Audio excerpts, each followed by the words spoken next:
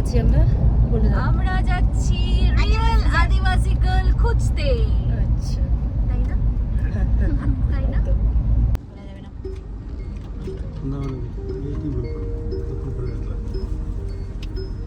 ঠিক আছে, বলতে যদি অসুবিধা হয় একটু জানাস।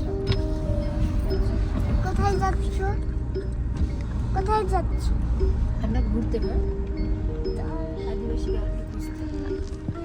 আর এই যে তুমি আমি যাচ্ছি সিটি সেন্টারে ইউনিকর্ন খুঁজতে। ইউনিকর্ন হ্যালো কি?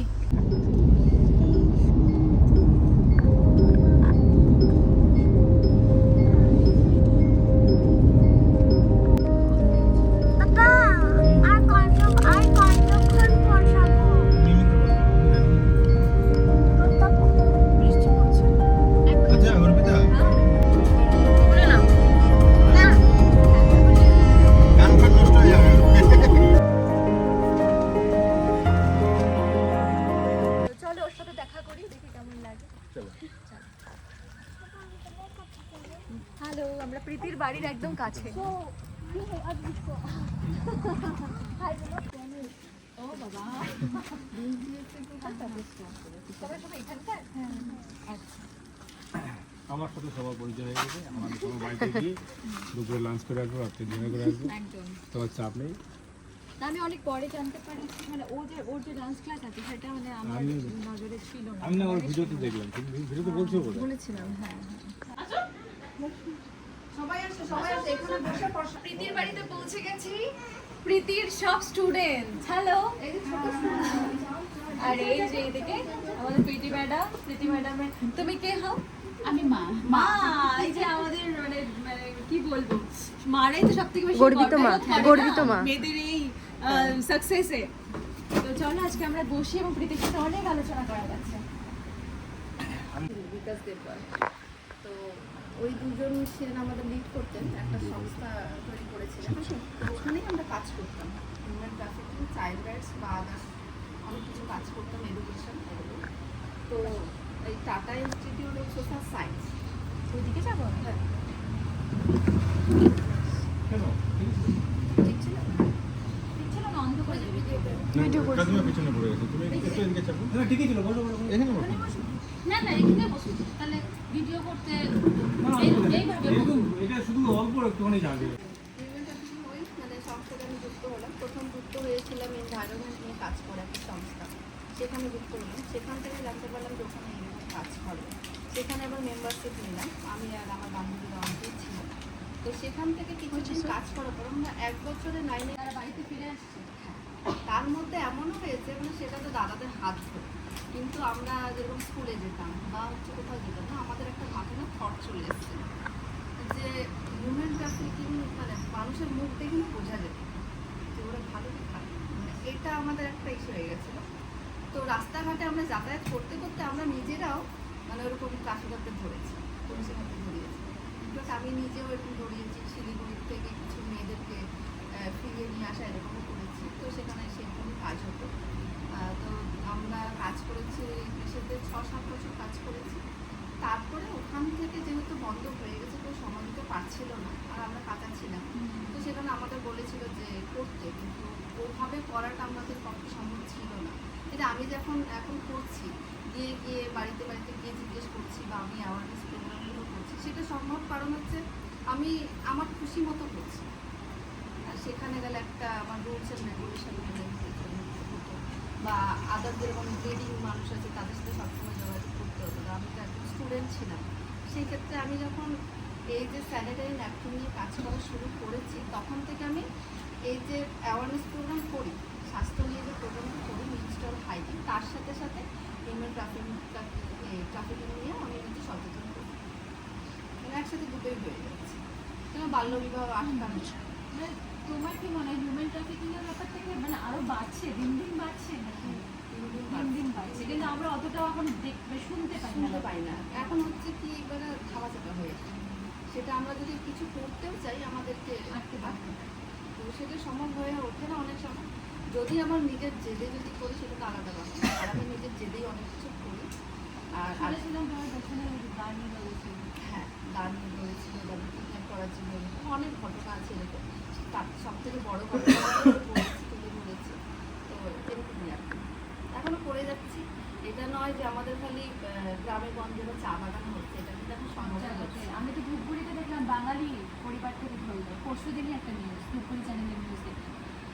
আর সব থেকে বড় কথা, আমি যে এই যে হিউম্যান ট্রাফিকিং নিয়ে কাজ করি, আমি আবার তাদেরকে নিয়ে ইন্টারপ্রেটার বলে না, কোর্টে যে হচ্ছে কিছু করে, আমি ওটাতেও চাই। অনেকেই বাবা থাকে বা অনেকেই বাংলা বলতে পারে না, অনেকেই হিন্দি বলতে পারে না, তাদের জন্য আমি ওখানে গিয়ে হাজির। আমার বলাতেই সব কিছু দাদাকে সাজিয়ে, মানে আমি যা বলবো তার উপরে ডিপেন্ড করে। তো আমি বহু এরকম কেসে গেছি, তো তখন না অনেক কিছু মানে জানতে পারি যে মানে 164 যেটা করানো হয়। হ্যাঁ হ্যাঁ, তাহলে তো ওটাও করি আমি। তো কিছুদিন আগে মেটেলি তো বহু এরকম কেস আছে, বহু কেসে আমি মেটেলিতে তাও রাত্রেবেলা কিন্তু ভয় লাগে আমাদের। ওই ছোটবেলার যে জুজুটা মাথায় এখনো ঢুকে আছে আমাদের, রাত্রেবেলা একা যাই না আমরা। কিন্তু আমার ক্ষেত্রে না কি হয়েছে, আজকে যে আমি সাহসটা পাচ্ছি বা জেদটা জুড়ে আছে, সেটা তো আমার ফ্যামিলি। না না, স্বাভাবিক। আমার ফ্যামিলি এরকম, মানে রাত কেরন বাগানে যেতে হবে, দুটো বাচ্চাকে পেয়েছি আমাদের ওখানে, সেটা পেয়েছি মানে ওখানে পৌঁছে দিতে হবে। আমার মা, যাবি না, যা, কি হবে। তাহলে এই যে ইন্সপায়ার, এই যে আচ্ছা, বাড়ি থেকে এটা কথা এটা বলা মানে স্যালুট আপনাকে। শুধু মা নয়, আমার মা। বাবা যেরকম হচ্ছে এখনো, বাবা আর ভাই মানে সবসময় আমার সাথে থাকে। আমার বাবা গাড়ি চালায় কিন্তু ভাড়া ছেড়ে চলে যাচ্ছে আমার সাথে, আমার ভাই হচ্ছে খেলা ছেড়ে চলে যাচ্ছে, মানে এরকম আর কি। তোমরা একটা কথা বলি, তোমরা নিজেরাও জানো না যে তোমরা একটা 4 জন মিলে তোমরা যে কত বড় ইন্সপায়ার লোকের জন্য, যে তোমাদের বাড়িতে আসবে সে জানতে পারবে যে মানে তোমাদের বাড়িটা হচ্ছে গিয়ে গর্ব করার মতো একটা ফ্যামিলি। সেখানে বাবা মা, তোমরা দুজন ভাই বোনই, মানে তোমাদের উপরে কোনো কথা হবে না। মানে আমি তোমাকে আজকে এটুকু বলছি, তুমি যেন আমার সারা জীবন বোন থাকো, যদি সময় পাই প্রতি বছর যেন আসি তোমাদের রাখি করতে পারি। এরকম পাওয়ারফুল, বছর না, যখন সময় হবে চলে চলে। এরকম পাওয়ারফুল একটা মেয়ে আমরা না আমাদের দুয়ার সেরে ভাবা যায়। প্যাডোম্যান বলে তো তোমার ব্যাপারটা জানতাম না। তোমাকে দেখেই আমাদের ওখানে বীরপাড়ায় একটা মেয়ের নামও প্যাডোম্যান, ও সেম কাজ করে, চা বাগানে ও নিজে প্যাড বানিয়ে ও করে। তো আমরা ওকেই চিনেছি, ওকে ডেকেছি, আমার খুব ভালো লেগেছে, আমরা সম্মানিত করলাম। তারপরে যখন তোমার ব্যাপারটা জানলাম, যে আমরা তখন বুঝতে পারলাম তোমাকে দেখে ও কাজটা শুরু করেছে, তার মানে কত মেয়ে তোমাকে ফলো করছে। হ্যাঁ, অনেকেই মেসেজ করে এটাই তো আমাকে। চাই। আমার এটাই মানে চাই। এটাই চাওয়া। এই যে ওর দেখা দেখি আরেকটা মেয়ে কাজে নামছে, এইরকম আরো 10টা মেয়ে নামছে। একদম একদম। আমার এখন কি বড় বলতো, স্টুডেন্টরা যারা আপনাদের আছে, মতো আমি তাদেরকে বলি, গার্জিয়ানরা বাবা আমার মারা পরে তো আছেন তোদেরকেই জন্যই করতে হবে। আজকে এখন এই থেকে চলা এইসব আমাদের তো অনেক রিমোট এরিয়া, অনেক গ্রাম বাংলা, আমাদের ছোটবেলা থেকেই বোঝানো হয়, আমরা অনেক, আমাদের কোনো সুযোগ সুবিধা নেই, কিছু নেই, ভয়ে ভিতরে আমাদের, আমরা কি করব, মানে একবেলা খেলে আরেকবেলা খেতে পারি না। এর মধ্যে থেকেও মানে আপনি যে আপনার মেয়েকে সাহসটা দিয়ে গেছেন, দেখে সমাজে অনেক মেয়েরাই ওকে ফলো করতে হবে। এটাই দরকার। এটাই আজকে, দরকার। ওর দেখা দেখি আজকে মানে মেয়েরা খালি বিশে আমাদের যে যে প্রীতি কাজ করে সেটার জন্য খালি না, অনেক ব্যাপারে আরো নামও যে আজকে প্রচার হচ্ছে মেয়েরা, সেগুলাও কিছু মেয়েরা বের হয়ে সেগুলাও খুঁজতে একটা আদিবাসী গার্ল এবং তাদের পুরো টিম মিলে এসেছে রিয়েল আদিবাসী গার্লকে খুঁজতে। আমাদের প্রীতি মিঞ্চ হলো রিয়েল আদিবাসী গার্ল। আর এই প্রীতি মিঞ্চকে তৈরি করতে কিন্তু অনেকগুলো আদিবাসী গার্লের প্রয়োজন, শুধু ও একা কিছু করতে পারবে না, এবং যতদূর ও করেছে তার একার পক্ষে সম্ভব না। অনেকগুলো আদিবাসী গার্ল একসাথে হলে যেটা হবে, অনেক কিছু করে দেওয়া যাবে এই সমাজের জন্য। আর তার সাথে রয়েছে মানে আমার প্রণাম প্রীতি তোমার বাবা ও মাকে, যেটা মানে যাদের সাপোর্ট ছাড়া তুমি আজকে এই জায়গায় থাকতে পারতে না। আমি চাইবো আমাদের মুভিতে যে আদিবাসী গার্লের হিউম্যান ট্রাফিকিং বিষয়টা দেখানো হয়েছে, সেটাতে তুমি একবার বলবে সকল মেয়েদের যেন তারা একটা বার মুভিটা দেখে এবং তাদের আত্মরক্ষাটা যেন তারা নিজেরাই করতে পারে। হ্যাঁ, অবশ্যই। এই যে আদিবাসী গার্ল টুটা আমি ট্রেলার দেখলাম, কালকেই দেখেছি।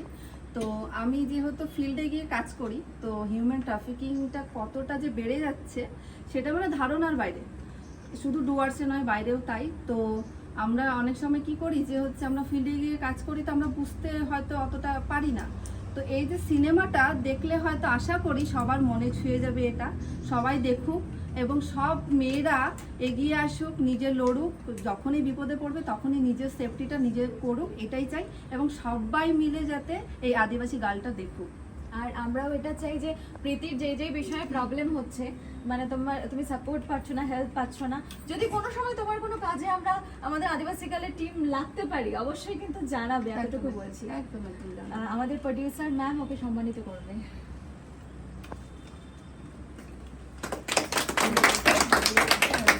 আর আমাদের আদিবাসী গার্লের টিমের তরফ থেকে নারী শক্তি সম্মান আমরা ধরো তুলে দিচ্ছি প্রীতির হাতে। Thank you so much. এবার মাঝখানে অ্যাঙ্কারিংটা আমি করি। মানে কথা হচ্ছে গিয়ে একটা প্রীতিকে তৈরি করতে তো উপরওয়ালার হাত থাকি, কিন্তু দুটো লোক লাগে, তারা হচ্ছে বাবা আর মা। এই দুটো মানুষ প্রেরণা না দিলে পরে কোনোদিনও প্রীতির মতন কোনো মেয়ে তৈরি হতে পারে না। আমি কেন বলছি কথাটা, যে সমস্ত বাবা মারা মনে করে যে তাদের মেয়ের যোগ্যতা নেই হয়তো, বা তাদেরকে বিয়ে দিয়ে বাইরে ভাগিয়ে দাও, এরকম ব্যাপার নেই। প্রীতির মতো মেয়েও হয় যারা সমাজের জন্য একটা উদাহরণ হয়ে দাঁড়াতে পারে। তার জন্য প্রীতির বাবা এবং মাকে অসংখ্য অসংখ্য ধন্যবাদ। এবার প্রীতির বাবার জন্য এটা তুমি কেমন অ্যাঙ্কারিং করলাম আমি? খুব ভালো, আমাদের নেক্সট অ্যাঙ্কার। মিঠি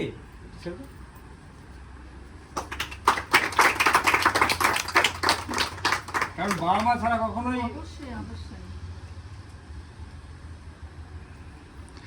এখন মা আমার মতো মেন্টালিটি না থাকলে হয়তো আজকে আমি একদম একদম একদম পৃথিবীর মাকে দেখলেই মনে হচ্ছে যে মানুষটা কতটা পজিটিভ আর কতটা সাহসী।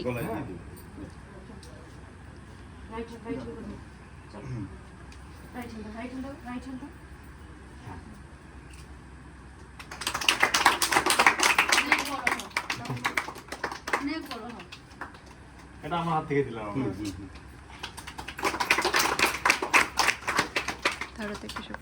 এবার আবার অ্যাঙ্কারিং এ অর্পিতা ফিরে আসছে। না, আমি শুধু একটা বিষয় যে কাকিমাকে বলতে চাই, আমার তরফ থেকে আমারও মা এরকমই সাপোর্ট করে আমাকে। মানে আজকে আমার মা যদি আমাকে সাপোর্ট না করতো, আমিও হয়তো তোমাদের এই সিনেমার জগতের আদিবাসী গার্ল হতে পারতাম না। তো তুমি একটু বলো দর্শককে তোমার মতো করে, যেন প্রত্যেকটা মেয়ে অন্তত এই সিনেমাটা দেখে, প্রত্যেকটা মেয়ে যেন সাহস মানে পায় সিনেমাটা দেখে, যে যেখানেই যাব, যেই বিপদই হোক, মানে কিভাবে বেরোতে পারবে সেটা অন্তত আমাদের সিনেমাতে তারা বুঝতে পারবে। তুমি তোমার মতো করে একটু বল। সবার আগে তো আমি বলবো নমস্কার। নমস্কার। আর আজকে প্রীতির মা হয়েও আমার খুব ভালো লাগে, আর অর্পিতার মা হয়েও এখন আমার খুব ভালো লাগতেছে। বাহ, দারুণ দারুণ। আদিবাসী গার্ল 2 যে বই বানাচ্ছে, সেটা নিয়ে সব বাচ্চারা এখন দেখলে সবাই যাতে অর্পিতা দিদি এইরকম ওইখানে বার্তা দিছে, সেই বার্তা নিয়ে আমরা একটু ফলো করে চলবো, যাতে কি আমাদের রাস্তাঘাটে এখন রাস্তায় বের হইলেই মানে ছেলেদের খুব এই বাচ্চারাই যখন নাচ করে বাড়ি যায়, তখন এদেরও মানে রাস্তার মধ্যে ভয়, বলে কি রাস্তার মধ্যে ভয় লাগে, তো সেই ভয়টা যেন এদের কাটে বইটা দেখে।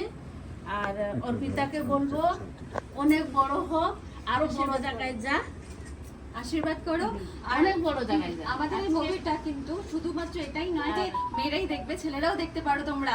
ভরপুর অ্যাকশন আছে, কমেডি আছে, রোম্যান্স আছে, সাথে হিউম্যান ট্রাফিকিং। সবাই দেখুক, আর তোমার যে বই সবাই মাথায় ঢুকাক, যাতে কি এই বইটার মধ্যে যে কি বিষয় আছে বলতে পারতেছি না আমি, মানে আমি যেটা নিয়ে কাজ করছি ওটা নিয়ে হয়তো আমি কাজ হয়তো করে আমি- যাচ্ছি অনেক বছর না, থেকে।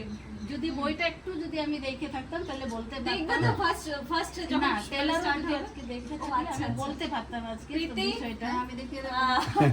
না, এখন দরকার ছিল, এখন আমাকে তো ক্যামেরায় বলতে না না, তুমি যা বলেছো কাফি যা বলেছো। বলেছো না খুব দেখে সুন্দর সুন্দর বলে বলা দিয়েছো। একদম, থ্যাংক ইউ।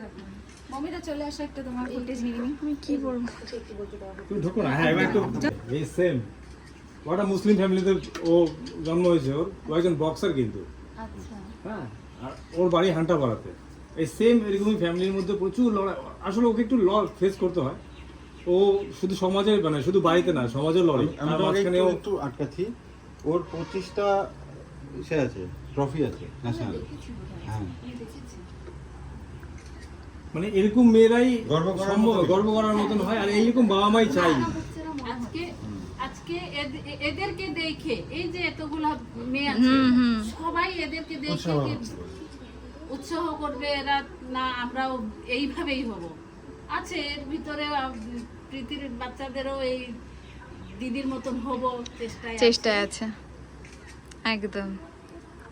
Thank you. তার জন্য কি হয়েছে, আমাদের এই সিনেমাটাতে নিয়ে না প্রচুর জায়গাতে কথা হচ্ছে, আলোচনা হচ্ছে, নারী হিরোইন कैसे फाइट कर रही है, হিরো বেটা है ভিলেন को मार रहा है। তো এগুলো হজম হয় না আমাদের, যেহেতু মানে একটা ট্রেন্ড, তুমি যেমন ট্রেন্ডিংটা বোঝো, ট্রেন্ডিং মানে কি যেটা সিস্টেমের মধ্যে চলছে আর কি, এই মুহূর্তে রানিং চলছে। তা আমাদের ট্রেন্ডিং মাথায় চলছে কি হিরোটাই উড়ে উড়ে মারবে, হিরোটাই বাঁচাবে, আর হিরোইনরা মার খাবে, হ্যাঁ হিরোইনরা শোষিত হবে। আমরা এই মুভি দ্বারা চেঞ্জ করছি। এই জন্য আমাদের এখানে যারাই দেখো, তুমি যেটা করছো সেটাও লাখের মধ্যে একটাই মেয়ে করতে পারে। তুমি এমন না যে তুমি ওই সব বাড়ি থেকে একটা মেয়ে আছে, তুমি একটা মেয়ে আছে, তুমিও যে এই ইন্সপায়ার করো লোককে, এটা তো অনেক বড় ব্যাপার। তাই তুমি আমাদের আদিবাসী তোমার ক্রিয়েট মানে ক্রিয়েটার গুলো যে হয় না, তোমার ভিডিও গুলো যে ক্রিয়েট করো কি টপিকের উপরে করো? রিলস করি, আর ইনস্টাগ্রামে রিলস করি, আর হচ্ছে ফেসবুকে তোমার মানে কন্টেন্টও দিই, ব্লগও দিই, কন্টেন্ট ক্রিয়েটর বলতে পারি। তাহলে ও তোমার সাথে রিল বানাবে, কিন্তু আমি রিল বানাই না, তাই আমার সাথে আমি বান্টিদার সম্পর্কে একটু বলে দিই। বান্টিদার সাথে ও আচ্ছা, আমি অনেকক্ষণ ধরে বললাম বলে বান্টিদা হলো আদিবাসী গার্ল ট্যুর মুভির মানে ডিরেক্টর। পুরো মুভিটা সমস্ত কিছু বান্টিদা না থাকলে পসিবল ছিল না। গল্পটা লেখা থেকে শুরু করে লেখা থেকে শুরু করে পুরো ডাইরেকশন দেওয়া মুভিটার পুরো মানে ক্রিয়েটিভিটি পুরোটাই বান্টিদার। তো বান্টিদার জন্য সবাই একটা হাত মিলাও দেন।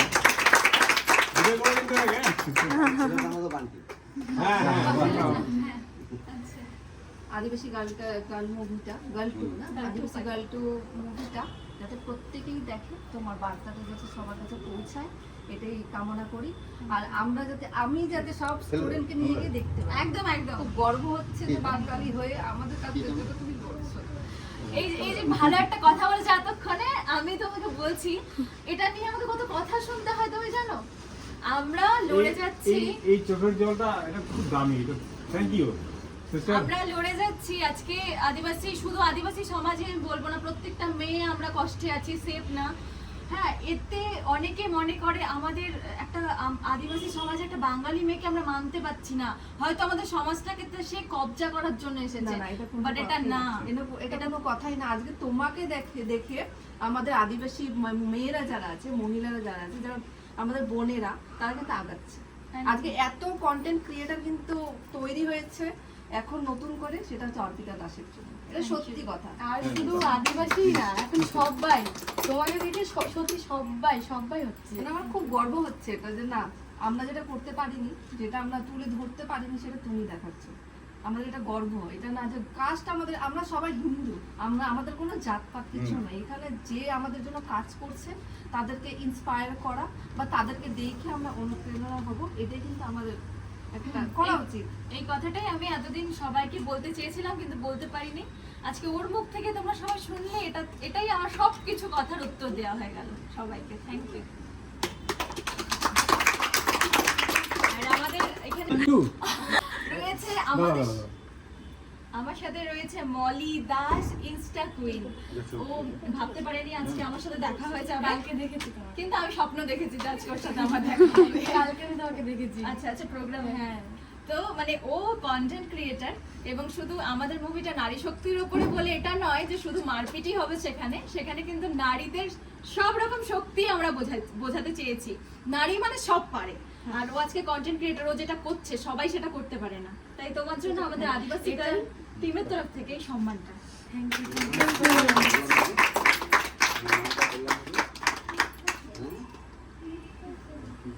আর সব থেকে বড় কথা, সব থেকে বড় কথা প্রীতি, আমাদের মুভির প্রডিউসারও কিন্তু একজন নারী। হ্যাঁ, আর ওনার ইচ্ছা ছিল অনেকদিন মেয়েদের নিয়ে কিছু করবে, আমরাও মানে এটা আমরা খুব লাকি। আমরা খুব খুশি হচ্ছে মানে এই পুরো ব্যাপারটাই মহিলা কেন্দ্রিক। খুশি হচ্ছে, কারণ এটা আমরা টলিউডে দেখেছি, বলিউডে দেখেছি, না আমাদের আমাদের এটা সত্যি খুব- হ্যাঁ বলিউডে যেমন রানী মুখার্জি মর্দানি ছিল হ্যাঁ হ্যাঁ হ্যাঁ আইপিএস অফিসার হিসাবে আমাদের আদিবাসী গার্ল বলিউডের থেকে কিছু কম নয়। অবশ্যই। দেখো আমরা অল্প পরিসরে বানাই তো, আমাদের তো ওরকম বলিউড বা টলিউডের মতন তো আমাদের ওই পরিবেশটা নেই বা ওরকম আমরা করতে পারি না। কিন্তু আমাদের এই মুভিটাতে তুমি দেখে নিয়ে 2 ঘন্টা যখন বসে দেখবে না, তোমার কোথাও মনে হবে না যে তুমি একটা সাদরি মুভি দেখছো না। আমি অ্যাকচুয়ালি মুভি দেখি না, সবথেকে বড় না, এবার কথা। দেখবে। কিন্তু আমি মাকে বলেছি আমি কোনোদিন সিনেমা হলেও যাই, বাবাকে বলেছি আমরা 4 জন মিলে যাব এই মুভিটা দেখতে। তার জন্য সব স্টুডেন্টদের জন্য সবাই মিলে যাবে। আমি তোমার মুভিটা দেখতে চাই। একদম এটা আমাদের কাছে অনেক বড় পাওনা হবে। তাহলে তোমার স্টুডেন্টদের নিয়ে আমি একটা আদিবাসী গার্ল রিল বানাবো। এটা তো তুমি ছাদে বানাবো। একদম চলো। আমরা তো প্ল্যান করে সেরকমভাবে বেরোইনি, তো যাই হোক তোমার যাতে কাজ যাতে আটকে না থাকে সেই জন্য আমার তরফ থেকে একদম ছোট্ট একটা মানে চেষ্টা করবো মানে তোমার যাতে কাজটা আটকে না থাকে, তুমি করে যাও ওটাই। তোমার যাতে উপকারে একটু আসে। সত্যি খুব আমার কাছে একটা স্যানিটারি ন্যাপকিন আসা মানে খুব উপকারের, বড় উপকারের। আর পরবর্তীতে তোমার কখনো কোনো দরকার লাগলে একদম ফোন করবে, জানাবে, আমাদের ফোন নাম্বার রাখবে, একদম যখনই যেরকম দরকার পড়বে এইসব কাজে। এত ভালো কাজ করছো, যখন তোমার প্রয়োজন হবে, যেই মুহূর্তে প্রয়োজন হবে তুমি একদম জানাবে। Thank you so much, thank you so much. এবার একটা না সুন্দর একটা ছবি তুলো তো আমার সাথে, চশমা পরে নিয়ে। তুমি থাকো।